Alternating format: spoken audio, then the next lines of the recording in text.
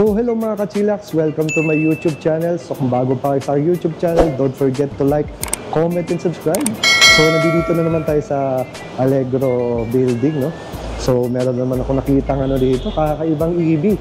For the first time, parang ngayon ko lang ito nakita sa dinadabi kong inikot na mga EV car showroom. So wag na tayo patumpig-tumpig pa, let's go!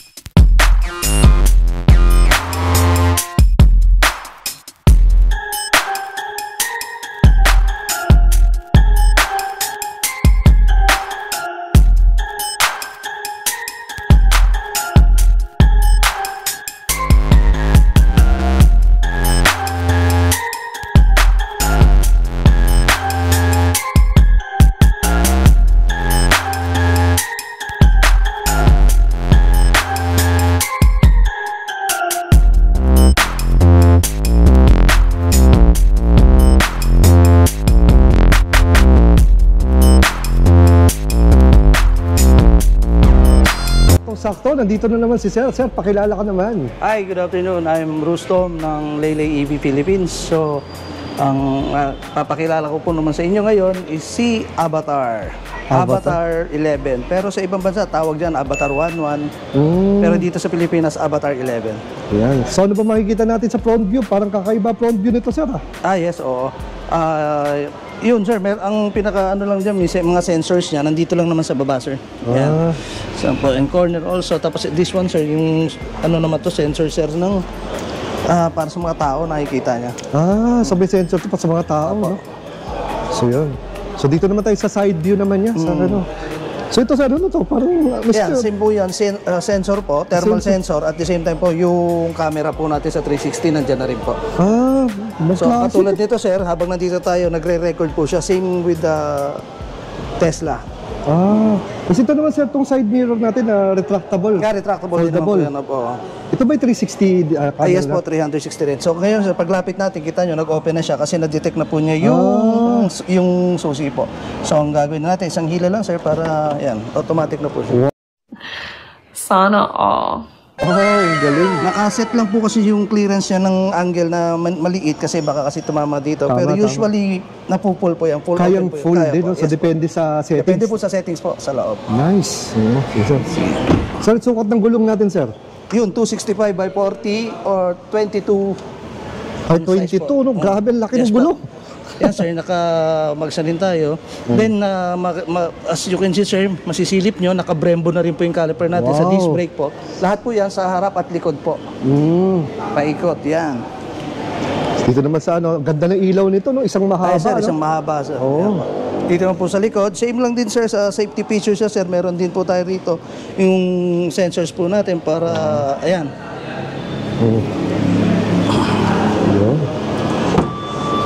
So touch lang siya, no? Yes po, touch lang po. Yan, makikita nyo po, very spacious pa rin po ang likod natin. So kung marami kayong dala, yan, pwede po. Pasok pa naman din po. Okay. So ganoon din, no? May kit siya, wala na siyang wala na siyang wala po spare tire. Yes po. So anong libre nito, sir? May libre ba tong tire kit o ano? Meron naman po, sir. Tire sealant? Yeah po, meron naman po tire sealant. Tapos yung AWD natin, sir, yung pinaka-standard din. Okay. Yes. Okay, sir, yung sa driver. Yan. Nilitan ko lang, sir, yung angle ng opening kasi baka tumama kasi, sir. Sige, sir, dito na sa driver's door, no? Ang napansin ko dito, may mga pindutan tayo dito, no? Sir, usually kasi, sir, yung sa captain seats po na iba, sir, yung niyan, andito sa gilid. Nandito, no? Ito pero wala. This one, sir, nandito na po para to easy access na rin po. Galing. Yes po, yan. At saka ito, yan, frameless na, no? Po, frameless bintana na agad. Wala na siyang dito, no? Vacuum door po. Vacuum door kung tawagin. Ayun. Sige sir, dito sa ating steering wheel, makikita, parang very minimal lang. Yes sir, very minimal lang po siya sir. Katulad nito, yan, nandito lang sir, adjustment po ng telescope, ng ano natin, ng steering natin, nandito lang. So ito ba yung natataas baba, telescopic din? Up.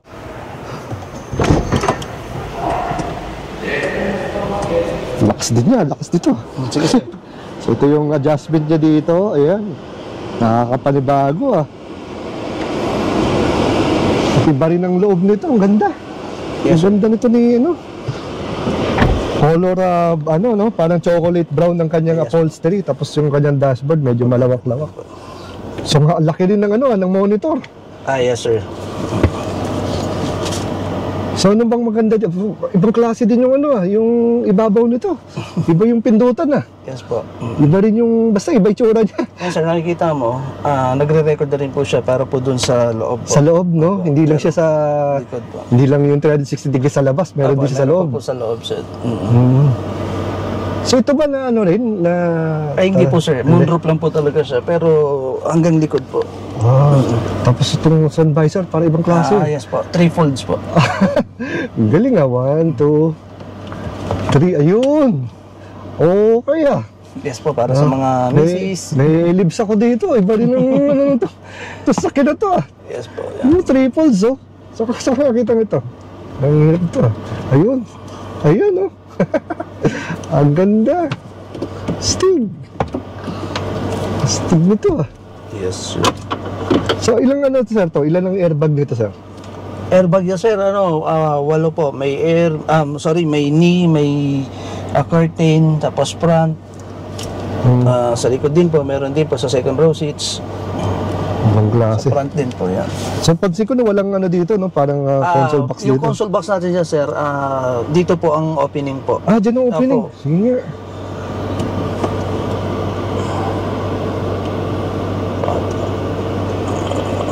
Yan. Ayun. Grabe. Pero pag close natin, manual na po. Manual na. Apo. Ayun pala. Ayos Yan, yung sa front and trunk, meron din po tayong access dito. Tapos saan yung pinaka-cambio naman natin dito sir? Dito. Parang wala akong nakikitang dito. Dito sir, dito po. Yan.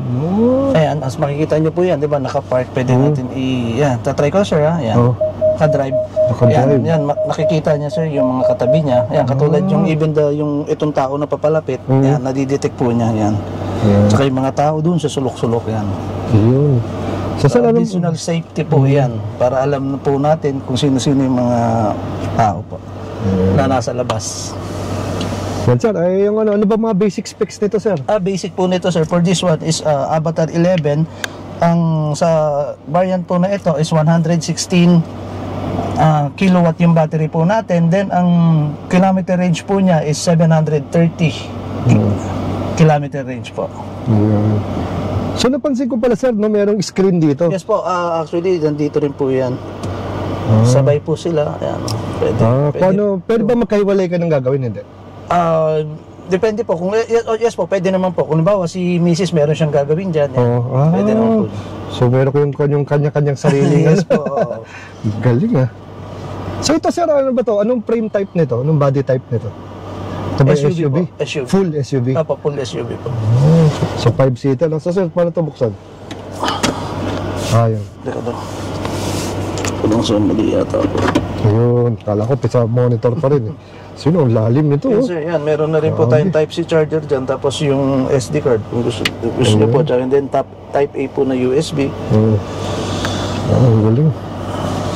Stig pala dito. Napakaluwag dito. Yes sir. Very spacious po yan. Legroom, headroom. Lahat dito. Napaka-elegante ng itsura dito sir. Yes po, tama po kayo dyan sir. So, para mabuksan natin ito mga kachilax, double press daw to. 1, 2, ganun. 1, 2. Ayun, Imagine mo, parang meron nagbubukas sa'yo ng pinto, Ang galing! Ang galing!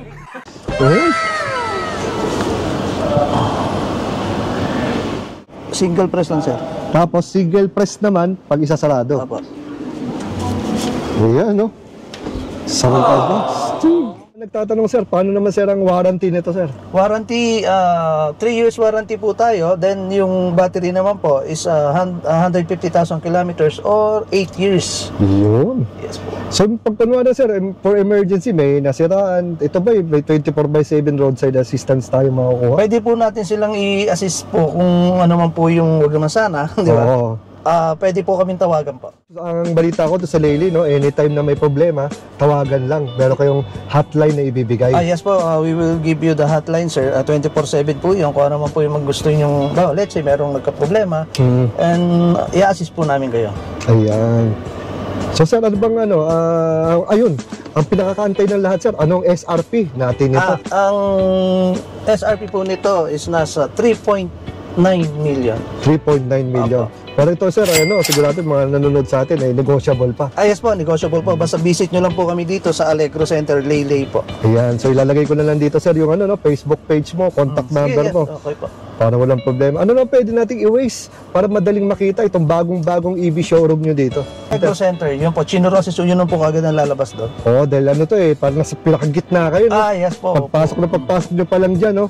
Ayan, ang nakabungad sa inyo, yung mga napakagandang mga e-cars ng Leyland, no? Yes, sir. So yun. See you again, sir. Maraming salamat sa pagpapaulak mo sa ating mga kachilak. Still the next vlog. At sabihin lang nila kung ano yung gusto natin susunod na reviewin, no? Yes po. Opo. Okay, thank you very much, Thank you, sir. sir.